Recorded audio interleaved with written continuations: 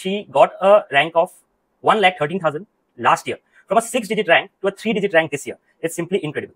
Even now, when I see my scorecard, it still feels like a dream that has it really even happened. We did not study during internship, I have to be honest. This exam, we have realized it's not just PYQs or PYTs. Revision is the core thing in such competitive exams. It was actually Deepti ma'am's pep talk which helped me feel good about the exam. So already some gossip around that usually evening shifts are harder than the morning shift. And I could not get sleep for 2 nights because it is that same student that you are who has cracked NEET UG, right? 172 corrects. Very long static period, or where my marks weren't growing, and sometimes I was getting even less marks. PYQs and PYTs alone cannot give you a good rank. Only DBT can't help you. Only doing BTR can't help you. I always had that habit, of explaining to my patients what their disease is. Your practice, clinical practice, and skills actually will matter a lot. My professor says that if you can explain any disease in a simple terms to a common man, that means your half job is done. That how one should approach this phase of the results and how one should pick themselves. Important step would be to recognize and identify what went wrong. But what makes the difference is how much belief you have in yourself. And you just need someone else to point it out that the power is within yourself. Ramayana also, when Hanumanji was, recalled about his own power, then someone told him that how powerful he is. Then only he realized and he, took the mountain in his hand. Of Mahabharata, where Krishna tells Arjun that apna karm karte jao, phal ka chinta mat karo. Hello everyone, welcome back to my channel. So today with me is a special guest, Dr. Manaswi Dutta from Guwahati Medical College. She has achieved a wonderful 3-digit All India rank of just 133 in a NEET PG 2024. What's inspiring is she got a rank of 1,13,000 last year, from a 6-digit rank to a 3-digit rank this year. It's simply incredible. So Manaswi, first of all, many congratulations. So please tell us, how do you feel? Thank you so much for everything, for your wishes, as well as for having me over at your podcast channel today. Actually, really, this feels like this wasn't even my dream actually, because I just wanted a decent rank to get into a government college. But this was just like beyond my wildest dreams. I was really shocked the day the result came. And even today, when the scorecard has come already now, as I speak with you, so even now when I see my scorecard, it still feels like a dream that has it really even happened. But yeah, I think it has finally started sinking in, and yeah, that's there now. That's so nice to hear. So Manaswi, let us just start from the very beginning. When did you start your preparation? How it went all about? Were you working somewhere or were you preparing at home? So can you just lay down the thing in a nutshell? Okay, so I have always used DAMS as my main resource actually. So I have registered for DAMS in my 3rd year for the face-to-face classes. Okay. Because for us at Guwahati Medical College, it was very convenient for us to go and attend the face-to-face classes that happens during the weekends. But actually what happened, COVID came, and then classes switched over to the online mode. Okay. So in that online mode, actually, I really got lazy. I took part in some some medical students organizations, and I got more overpowered by such co-curricular activities, and I did not study at all. So even my 3rd professional MBBS result was quite bad. At that point, I realized that I do need to get into track. So what I did was I completed my OBGY notes in final year. I completed reading them as well, because that helped me to answer questions in final MBBS examinations. Okay. So that was there. Then internship happened, and I did not study during internship, I have to be honest. Our work was hectic as well, and even when it was free, I did not study. I went on for trips or something. And maybe I completed only writing the notes of just 2 short subjects, maybe radio and anesthesia. Okay. But that was just this writing, because I did not purchase notes. So I just completed writing. I did not even read them. Okay. So basically my NEET PG preparation started from the 1st of June 2023. Actually, we have to do our compulsory rural service. Okay. So I joined into my service, and then I started my preparation. And the preparation basically was just doing the notes once, totally, completely. and I did my first reading. It took me around like 5 months, and just before November INICT, I completed my first reading. And after that, it was just sort of revisions on and on, again and again. So that was in brief everything. And majorly, I have used DAMS, but just for MCQs and GTs, I had subscribed to Marrow Plan B. Okay, okay. So while your first reading only, you were solving the MCQs and the grand test you were giving from initially? Yes, so whenever I started from June, I did the MCQs of that particular subject simultaneously.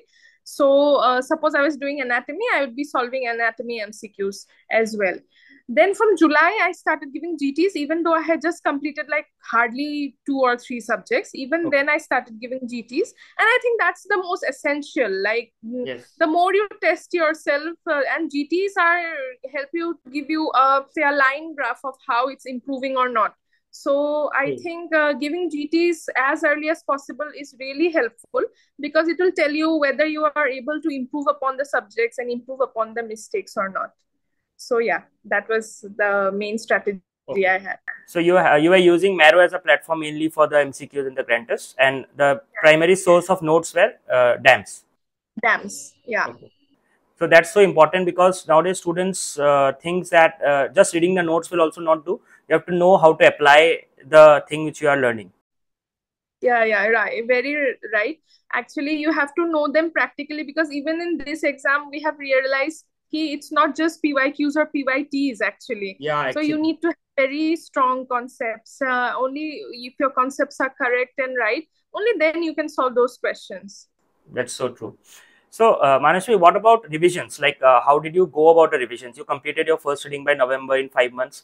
So, like, revision is the core thing in such competitive exams. So, how did you went about it? Did you use any source there? And how did you started your revision?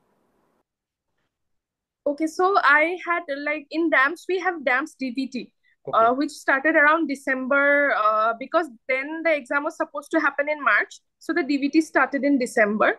And I tried to attend it live as much as possible. But obviously, I had duties during the daytime.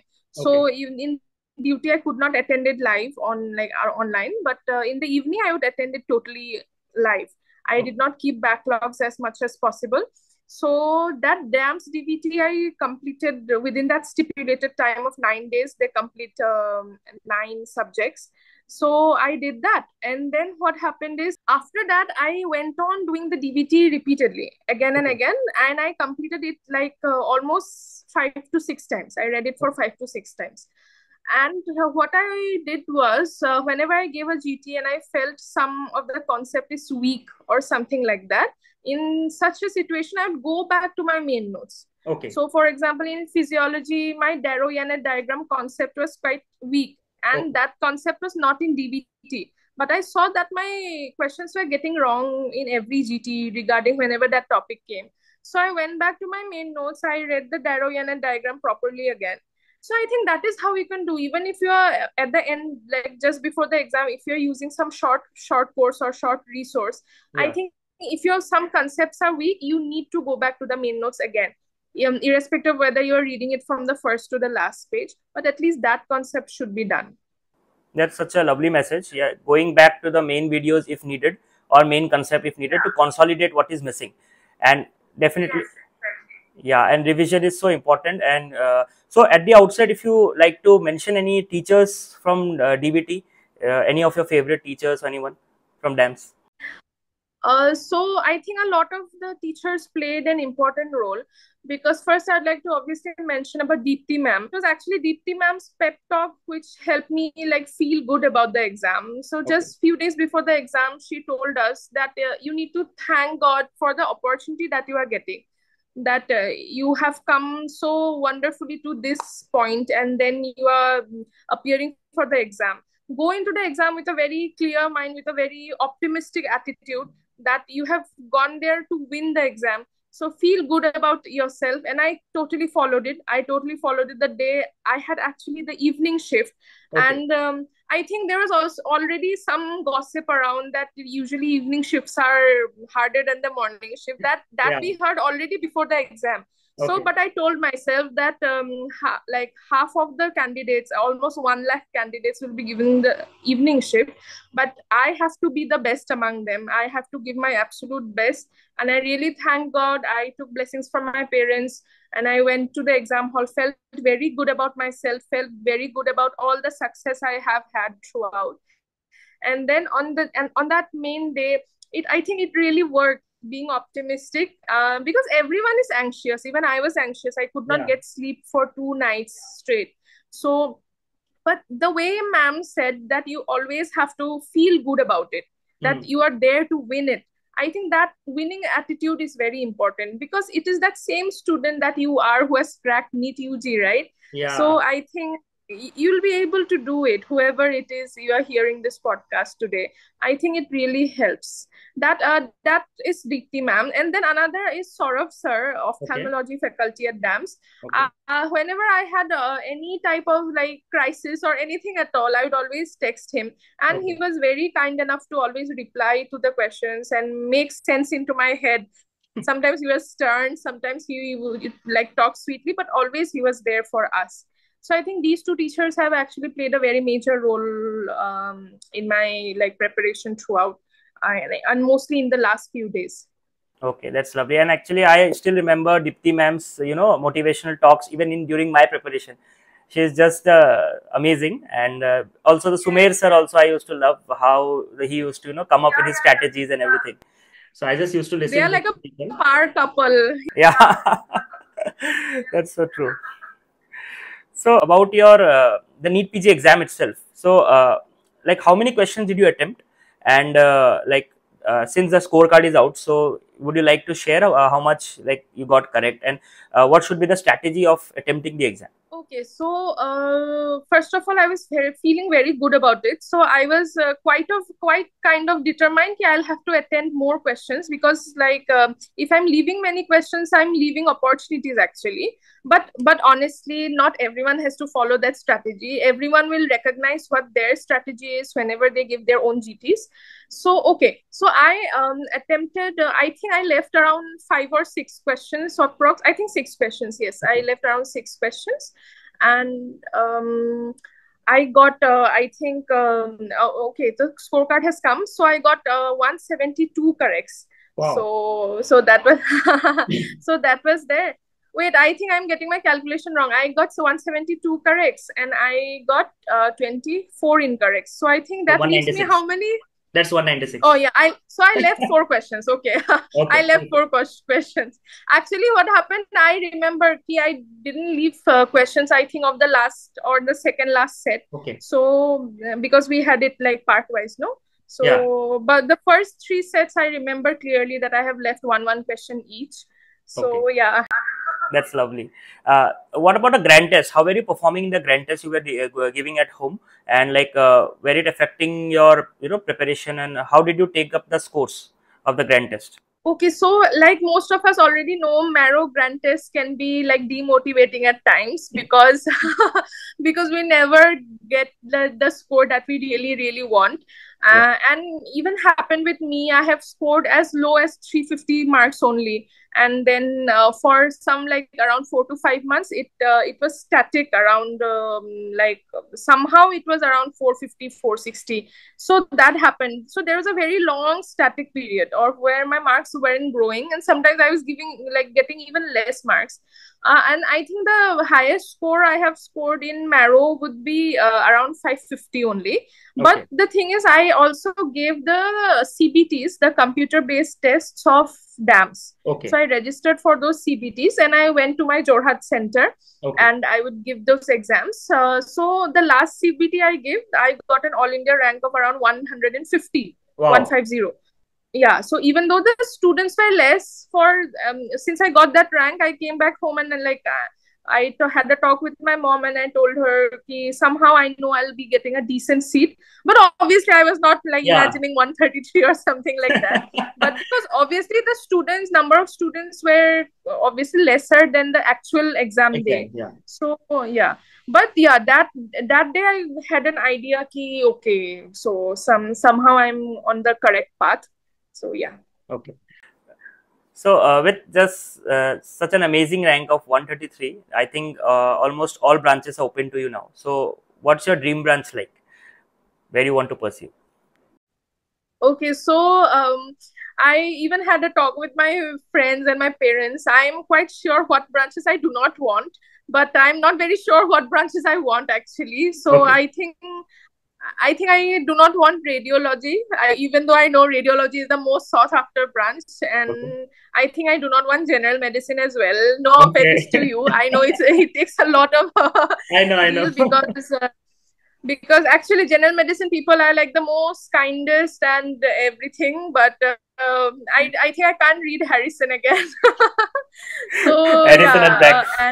yeah, and I can see that. So it's so I know that I few subjects I do not want, but I'm still exploring, Okay. and I'm talking with my parents and so on. So yeah, let's see. But I'm planning to, like, if possible, like go out of Assam if Okay. I get obviously if I'm getting this opportunity. Yeah. So yeah, let's see what happens. That's really nice. And I wish you all the best for the counseling whenever it happens. And may you get your dream college, your dream branch, whichever you wish to pursue. Okay, so with a lot of talk about the PYTs, that is the PYQs, PYTs, and being the center of attraction always, and also the NEET PG, be having in 2 sessions, and also the new time bound rule. How do you look at this? Okay, so the time bound rule was like really very new for us, but not as new because in INICT we were already giving such time bound sections. Okay. So yeah, that was there. But then regarding PYTs and PYQs, so I want to like really put this out straightly that PYQs and PYTs are those topics which you cannot miss. Okay. 100% you have to know those topics. Okay, but again, PYQs and PYTs alone cannot give you a good rank. Suppose you do not have any concept regarding one question, but since you have like it's kind of rote learning, you have already memorized the answer to that question. So if you see that you are solving, suppose some marrow GT, suppose a marrow question bank, and you see those previous year questions, but since you have already memorized them, so you feel like you already know it. But Yeah. actually what happens is that you have to have that concept, because in the exam that same question isn't going to come. Like So true. you have to know that concept, and even there are certain other concepts which are not previously asked and they were asked this year. So I have seen that you really need to have, that is why the first reading is very important, because you need to know like which subject has to be like approached in like what manner, and Yeah. how many days you have to give to which subject. And also at the same time, only doing short courses won't help you. Like if you are like, even from the first day of your preparation, if you're doing just a very short course, say Yeah. just you are doing only DVT, only Hmm. DVT can't help you. Like only doing BTR can't help you. So True. you have to have a good base behind it. Yeah. Only then you can like go on doing those revision courses again and again. Because see, even in this exam, many people were stating it that the NEET PG 24 was at par with INICT pattern. Yeah. So so an INICT also asks you very conceptual questions, and even though they might repeat PYTs, but the concepts were always like they are beating around the bush. No, they'll Yeah. ask from this way, they'll ask from the other way. So yeah, having concepts is the main core of your preparation actually. That's so true. Basics have to be strong. Like most of the times, what happens is students try to take a shortcut by the DVT course or the BTR or something like that. Okay, they are helpful in a way to revise, but I think nothing can replace your main notes or main videos, because I think BTR or DVT might end you up in a 10K or a 20K rank, but not something under 5,000 or 1,000 rank where you are sure that you'll get a clinical seat. That's something which students should Yeah, know. yeah, very true. Yeah, true, very true. So yeah, so always have a good first read. Your Yeah. first read is actually the base read, and after that you can just improve upon it, keep revising. Very true. And how do you feel like your internship played a role in your, or the rural service which you are doing, the practice which you are doing played a role in your preparation? Because this time we heard that NEET PG was a bit of clinical also. And now the things are changing from like last 5-6 years. We are seeing that more of a clinical scenarios, the next step and everything is asked. So it's not like rote learning. So do you feel that internship or your rural service played a role in your preparation, and also, it reflected in your exams? So yeah, definitely. Like if you're just sitting at home and just reading books, obviously you cannot become a good doctor. We have always heard that from our professors in college and everything. In internship, you really need to like have an idea about all the skills that you need to learn at that level. Because in INICT, we have seen they give a like a picture of different instruments and they ask us what is the procedure being done. So you'll know that, yeah, obviously you'll know that from your books, but you'll also know that practically when you see it in the maybe in the OT or maybe in the minor OT. So you'll like see that and then you'll remember it better. In a similar way, even in my rural practice, I have seen like I always had that habit, no, like of explaining to my patients what their disease is. Sometimes I one incident happened like a few days back. I read ECG and then I got a case of atrial fibrillation. So I explained it to him what atrial fibrillation is in simple terms so that he understands it and is more compliant to his medications. And yeah, so that's like that. When you are able to understand the main concept of the disease and explain it to that person. And once there was a patient who was already diagnosed case of cardiomyopathy. And I would like, I would explain it to him what it actually is. And he really liked it so much. And he would always, even after getting a cardiology consultation, he will come to me to ask me what is the medicine used for actually. And I just explained it to him why the beta blocker was prescribed, why the statin was prescribed, and so on. So I think your practice, clinical practice and skills actually will matter a lot, because at the end of the day, if you're able to like go and explain it to them and they are understanding, which means your concepts are clear. So your practical skills actually matter. You cannot just sit and slog on information and have no practical skills, no? And that is how it becomes easier solving answers in NEET as well, because you are thinking, especially in gynae this year in OBGY questions, we have seen that they have given an entire scenario, given us pictures, and we have to diagnose the condition and so on. So yeah, I think that's how it helps. You know, my professor says that if you can explain any disease in a simple terms to a common man, that means your half job is done and you have the core of the concepts in your brain. Otherwise, you cannot explain. So in medical, we know if you can explain it to a common man, then I think the job is done. So I think that's a lovely thing. Yeah, that's a lovely thing to know that you used to explain to your patients, and how the clinical thing and how internship has played a role in your. I think that's why you deserve this 133 rank, not just like going and studying, but actually you have done work on the grounds as well. So I think you deserve this. Thank you so much. That really means a lot to like come from you, and because you are already a senior in that field, and and you just said how your professor used to say that. Actually, I have really practiced it even with all my ashas and ANMs. Whenever they had any kind of doubt, like obviously they go to like the senior consultants and they come back, and obviously senior consultants cannot give you so much time. But in our rural practice, we have some time. So I always make a point to make them sit and explain the disease, explain why the medication was given and why they need to have that medication. So I'd always take a lot of time and explain that. Sure. So Manaswi, lastly, the message to the aspirants, like there are so many aspirants this year who have not done well. They are completely heartbroken now, disheartened, and they are around 80,000 rank, 1 lakh rank, or many are about the same situation you were last year. So what is your message to those aspirants? How should they pick themselves up? And what should be the mindset be like to jump from that rank to come back and score such an incredible rank? So what should be the mindset be, that how one should approach this phase of the results, and how one should pick themselves up, if you can? Okay, so I know I have had a lot of friends texting me about the kind of rank, and it is so unexpected. Many people have been saying that he did not match with the recalls or anything of that sort. Now the thing is, even though it's very harsh truth or anything of that sort, we have to accept it.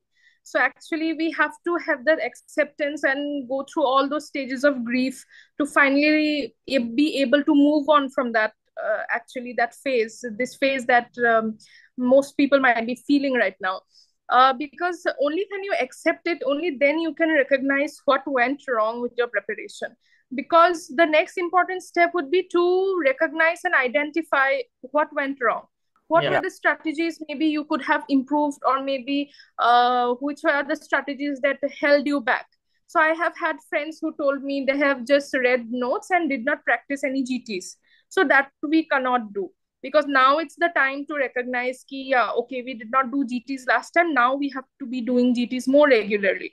So you have to recognize what went wrong and accept it.